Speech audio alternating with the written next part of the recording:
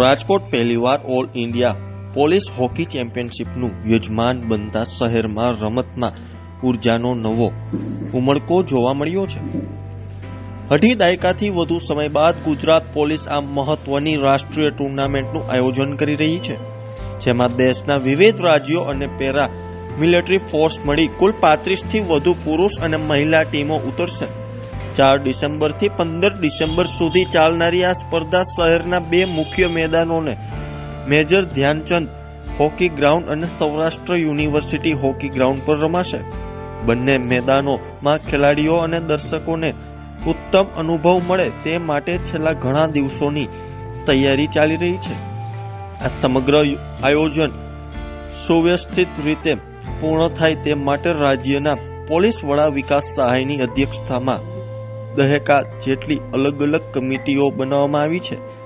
પ્રત્યેક કમિટી પોતાની જવાબદારી મુજબ સ્થળ સજ્જતા, સુરક્ષા, આવકાર, પરિવહન, રહેઠાણ અને ટેકનિકલ વ્યવસ્થા જેવી બાબતો પર ધ્યાન આપી રહ્યા છે।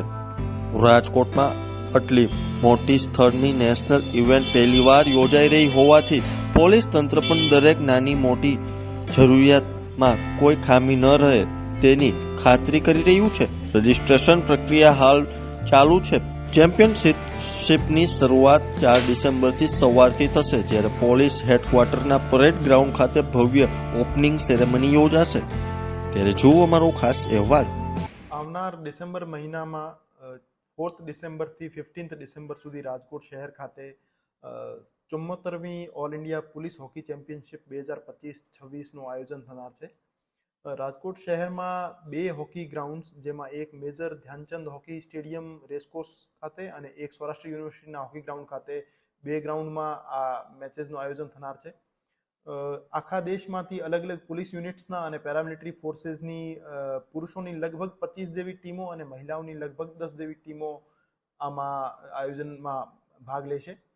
અને આ આયોજન માટે માનનીય ડીજી સરના માર્ગદર્શન હેઠળ મહેરબાન સીપી સર અને મહેરબાન એડિશનલ સીપી સર દ્વારા વિવિધ ઉચ્ચાધિકારીઓની અધ્યક્ષતામાં કમિટીઝ બનાવવામાં આવેલ છે। એ કમિટીઝ એકોમોડેશન, ટ્રાન્સપોર્ટેશન અને બીજી અન્ય આધારભૂત જે સુવિધાઓ છે એની તમામ તૈયારીઓનું સુપરવિઝન કરી રહી છે।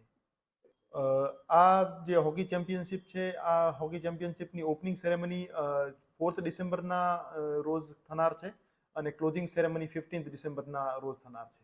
એમાં હાલ જે મુખ્ય અતિથિ રૂપે કોણ રહેશે એ બાબતે હજુ કોઈ સ્પષ્ટતા નથી। 28 તારીખ સુધી લેટ ફી સાથે તમામ ટીમોને રજીસ્ટ્રેશન કરવા માટે એક અવસર આપવામાં આવેલ છે। 28 તારીખ સુધી કેટલી ટીમોએ ટોટલ રજીસ્ટર કર્યો છે આ સંખ્યા નક્કી થઈ।